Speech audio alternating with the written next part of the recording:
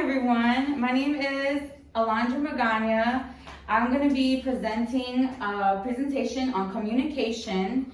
So before we begin, I want you to close your eyes and imagine your life with miscommunication, misunderstandings, misinterpretations, or even conflict.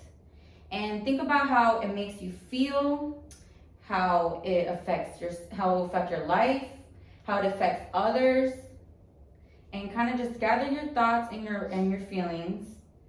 And you can open your eyes now.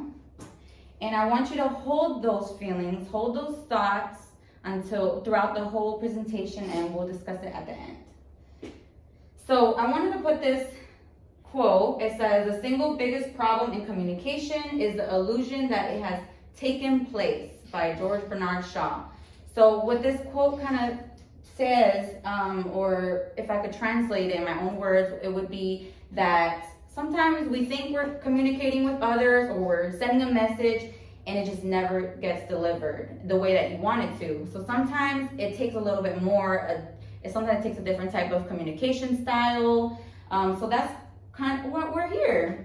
So the purpose of this speech is to learn about the different styles of communication and skills.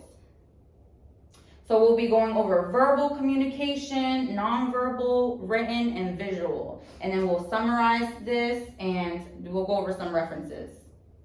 So what is communication? We do it every day, right? In this environment, we have to talk to patients. We use it in so many different ways, right? So the definition is the process of passing information to one person to another or in groups, right? So how do we use it? Verbal communication is the first one, right? That's the most, typically the priority sometimes, depending on where you work. It's people's favorite because we get to interact with each other. We're social beings. So typically it is the sharing of information among individuals or groups through speaking. And it just gives you the ability to share ideas, content, opinions, concerns. And I would say one of the biggest examples would be like our morning huddles in the morning when we have to sit down and speak to each other and discuss any concerns or thoughts. So I feel like that's definitely a big one here in this environment. So I wanted to put this quote in. It says, "Common sense tells us that verbal communication should be a central concern both for the study of communication and for the study of language. Language is the most pervasive means of communication in human societies."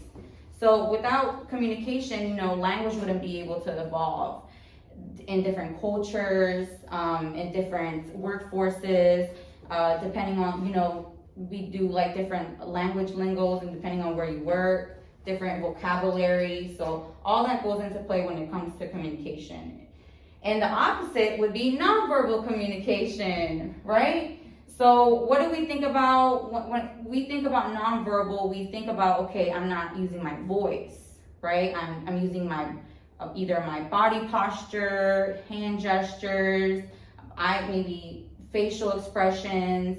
We're considering all that when we think about nonverbal communication. And sometimes we may express too much on our face, right? But it's okay as long as we know what hinders us and what challenges we go through, right? Because sometimes people can get that information or see your nonverbal cue, and I may misinterpret it or find it offensive, depending on where I come from, right? The thumbs up may not be a positive cue in another culture. It might be something offensive. So that's just something to be aware of. So now that we got the verbal, we got the nonverbal, what's next? So we have written communication. And that's something that we also use on a daily basis, right? We write letters, we write notes, we send messages through email. I know that's mainly more like technological, but we write, right? We type. We use that to write manuals, write SOPs, counselings, stuff like that in this environment. So written communication could be improved a little bit because I know sometimes we think about it and we typically don't even realize we're practicing that written communication. So one of the pros and cons that I typically try to say is we're able to think before we say anything through that email or through that letter. We have the ability to think about what we want to write or what we want to, the message we want to send. So that's just a little pros and cons there. So visual communication, that's something we practice as well. So that's the fourth type, the practice of using visual elements to communicate information or ideas. So we typically see advertisements online, on TV, you know, companies use them to advertise their products. We use it when we're using our phone, when we're sending those text messages, those memes, those GIFs, right? When we're doing presentations, and even training. We do training, annual training every year. So that's something that we typically use, like visuals and stuff like that. And it helps people understand that concept better and gives them a better idea on what the topic is about. Sometimes words may not cut it all the time, right? Verbal or nonverbal cues may not cut it.